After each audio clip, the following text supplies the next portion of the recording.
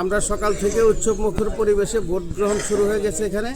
আমরা সবাই যে এইমাত্র ভোট দিয়ে আসলাম, কোনো সমস্যা নাই আমাদের এই কেন্দ্রে। ভোট দিতে কত বছর আগে বলিয়ে দিয়ে গেছি।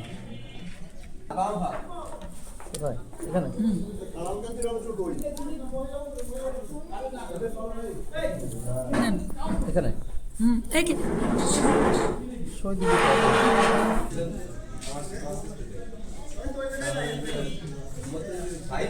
ভোটার কেন্দ্রে মোটামুটি আইন শৃঙ্খলা বাহিনী আছে। আমরা সকাল সকাল আসছি ভোট দেওয়ার জন্য, ব্যক্তিগত কাজে বেরিয়ে হয়েছি। সকালবেলা ভোটটা দিয়ে তারপরে আমরা যে কাজগুলো আছে সেই কাজগুলো করার জন্য আমি আসছি। আশা করি সারাদিনই সুস্থ থাকবে, সবাই সুস্থভাবেই ভোট দেবে।